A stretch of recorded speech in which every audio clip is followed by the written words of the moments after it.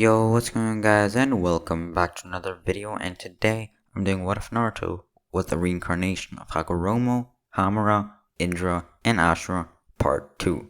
I'm not gonna do a recap today, so I hope you watch the last part, else you're not gonna understand today. Anyways, let's get into the video. After that night, Naruto went on to complete the normal 4 years of the academy life, along with, of course, the new and perhaps most important generation of shinobi to ever exist, for they had most of the clan leaders' children all in one class, which was going to be crucial for the Konoha in the future. It was finally time for the entire class to prove if they're able to become genin, and prove once and for all what they have learned, and if they're ready to officially become shinobi. Naruto first did the test, and of course he passed with flying colors. After him, of course, many followed, such as Sasuke, Sakura, Ino, Shikamaru, and all of those we love and know. And then Minato's daughter, Sarui, also did the exam. Yes, that's the name I'm giving her for the series. I hope you like it. And I know at this point some of you will be wondering, well, what happened to the other person? Because, of course, there's 4 different genin teams, Konoha 12. So, if the new characters added, what happens to one of them? Well, I'm gonna substitute in Sakura with Sarui, because I'm gonna make Sarui, or at least try to, make her the better version of what Sakura could have become. She also has reddish hair with a little taint of yellow in it from Kushina and Minato. But instead of fanboying over Sasuke or Naruto like most other girls in their classes, she actually has a crush on somebody who she's been training with. But she only knows him as an Anbu because Minato wanted someone to train his daughter, someone who's not someone she knows personally, and to keep it a secret who that person is, they made it an Anbu, and that Anbu was to never reveal their secret. And she developed a crush on him because she knows for a fact that Anbu is not that much older than her, still a child, if you will. Anyways, let's continue with the genin exams. Of course, here the normal 12 people pass, and then the genin teams are announced the next day, where the genin leaders will of course pick up their students. Disclaimer though on the genin teams, in this story I want to change it up a little bit and make something different. So I decided that the genin teams are going to be 6. So, what I mean with that is not 6 different teams, but each genin team is going to have 6 people in it. And the reason for that is because Minato, along with the village elders, decided that instead of having the normal 3 group teams, they want to change it up a little bit. Try bigger teams, so perhaps there's more chance for teamwork.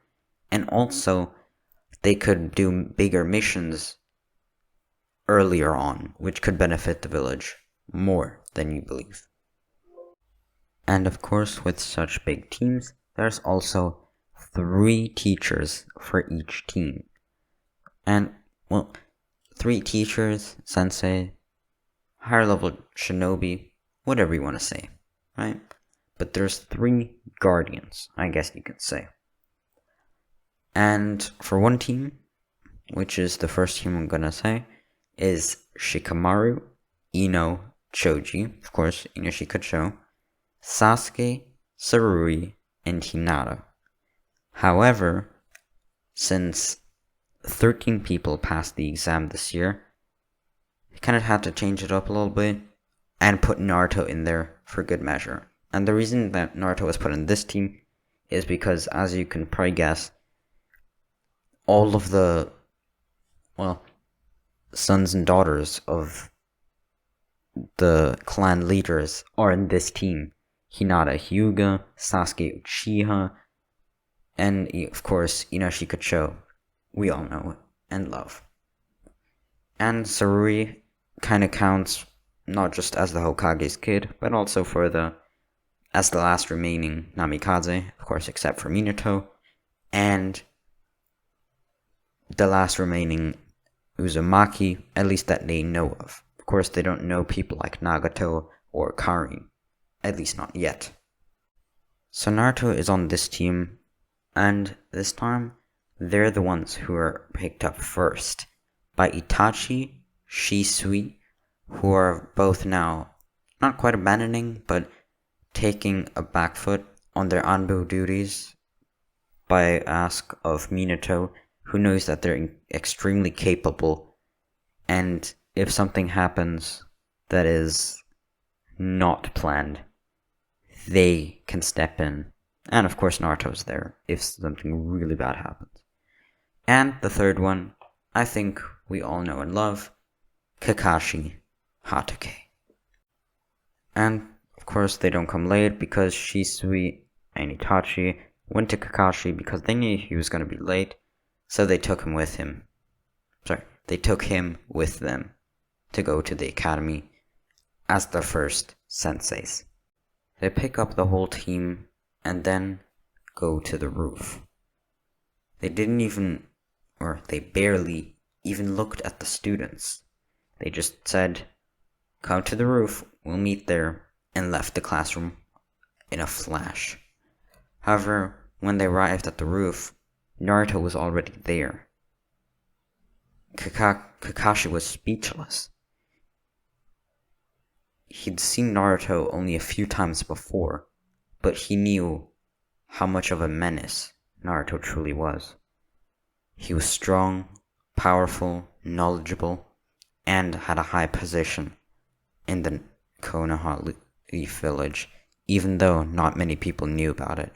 He had good relations with almost everybody, except of course with some neighboring villages, but let's not talk about that now. Point is, Naruto's feared and respected not just by village elders, but even by Jonin, who know him. Once they meet at the roof, they explain exactly what the teams are meant to be this year, which means that if the teams don't work out, they explain that, especially for smaller missions, they can always split up the teams into 2 teams of 3, how it would normally be. And when asked the question of where would Naruto go, since they're an odd number of people, Naruto would be placed in a team that needs the most help.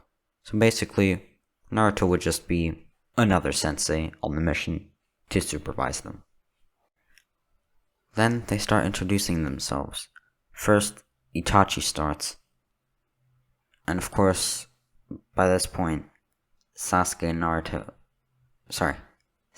Itachi have made eye contact, because Itachi didn't even tell Sasuke before today that he was going to be a sensei, because of course they knew, well, Itachi knew, but didn't want to tell Sasuke before this big surprise.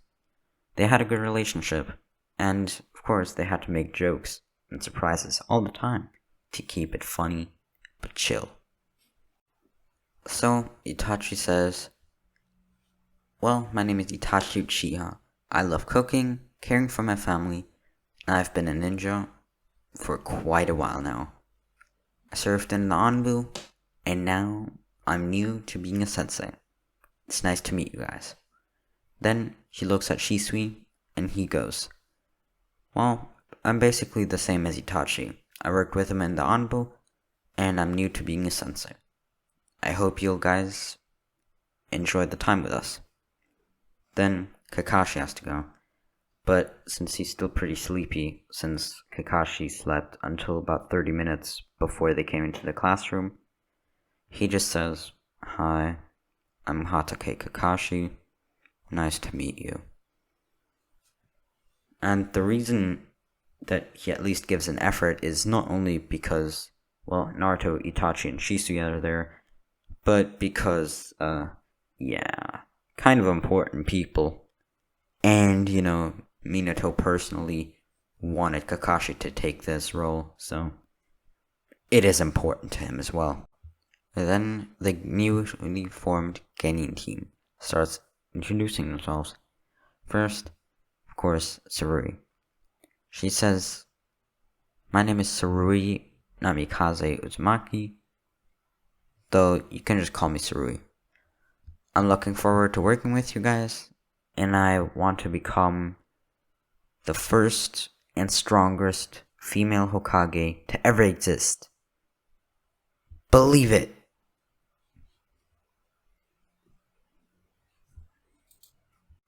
Then it goes over to Hinata, who just says, "My name is Hinata, and I'm looking forward to working with you guys." And Sasuke says he wants to become just like his older brother, which makes Itachi blush. And then he says that he wants to become the strongest Genin to ever exist and quickly move up the ranks. Then it goes over to Naruto. Naruto says, "My name is Naruto Otsutsuki, and I wish everybody good luck." Then, of course, it goes over to Ino Shikacho. First with Ino. She says, "My name is Ino Yamanaka, and I'm looking to work with you all, and I want to train my genjutsu abilities." Then Shikamaru says, "I'm really not looking forward to this. It's gonna be really annoying. But anyways, my name is Shikamaru. That's all you need to know." Then Choji says, "Hello, my name is Choji. I love eating chips, and I'm happy to be here." And with that, all the introductions are finished. Then Kakashi introduces the idea of the bell test to the Genin team, explaining that this is going to be their last test to truly explain and show their powers to their new found senseis, and to prove that they're worthy of becoming Genin.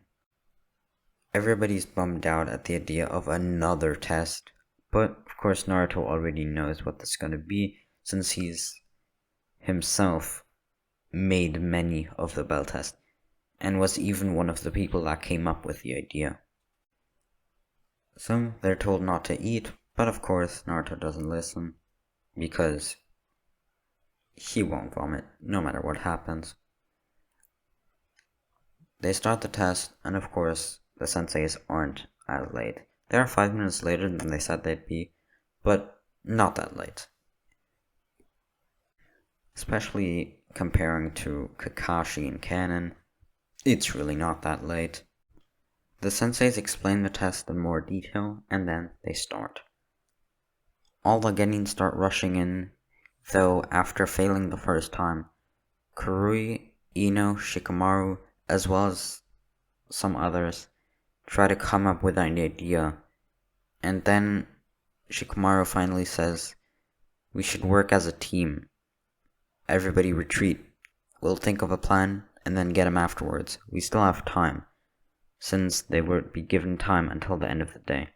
By the way, I didn't explain this, but since there's 3 sensei and 7 students, they've been told that every sensei has 2 bells, so Tachi, Shishi, and Kakashi each have 2 bells, and the last one is, the last person who doesn't have a bell will be the one kicked out of the team.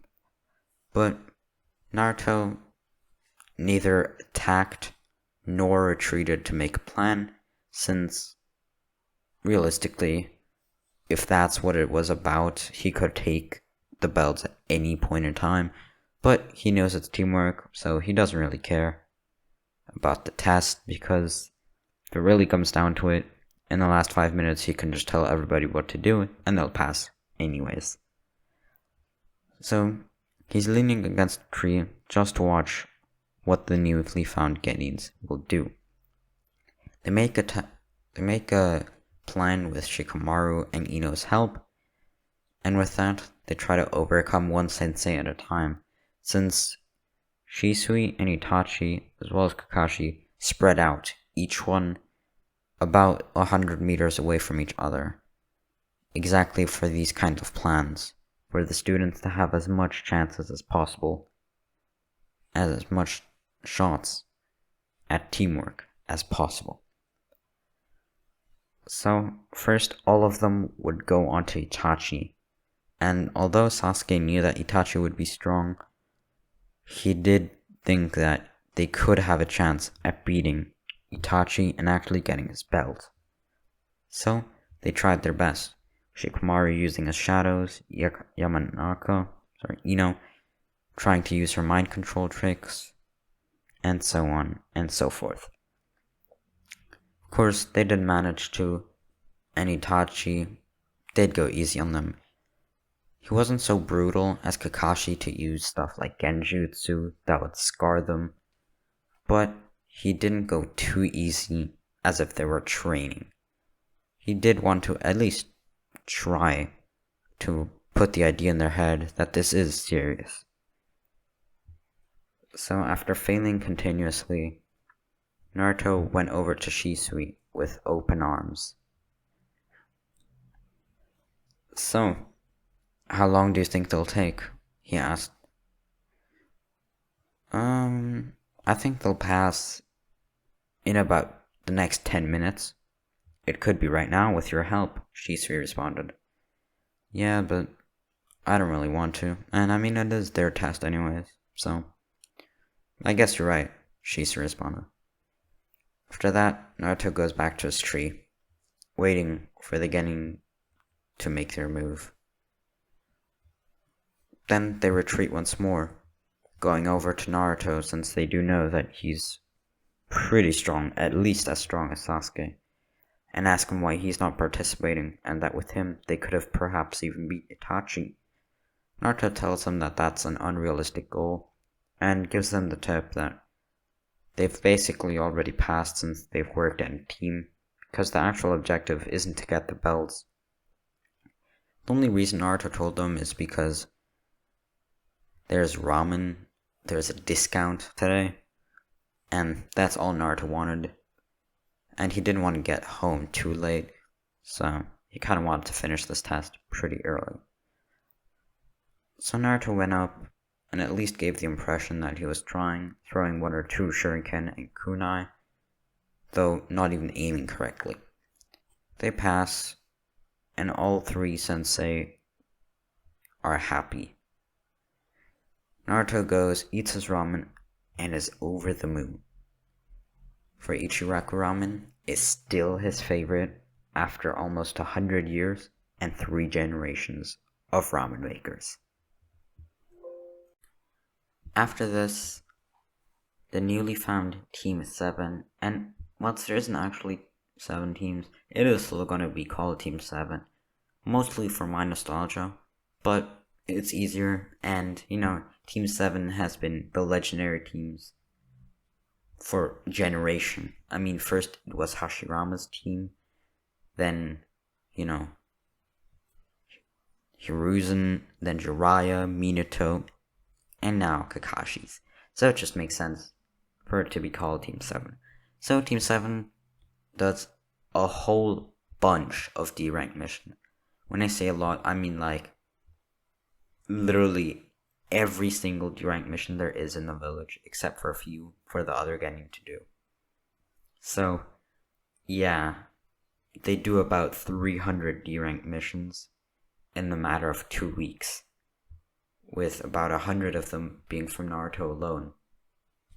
And, of course, the other ones were done still with relatively good speed, but, of course, not quite as fast as Naruto. Then, a little bit earlier than in the normal series, they get offered, with Minato coming at them, the C-ranked mission, the Land of Waves. The first mission that could actually become challenging for the team. But Itachi and Shisui, as well as Kakashi and Naruto, all prepared for anything to come at them.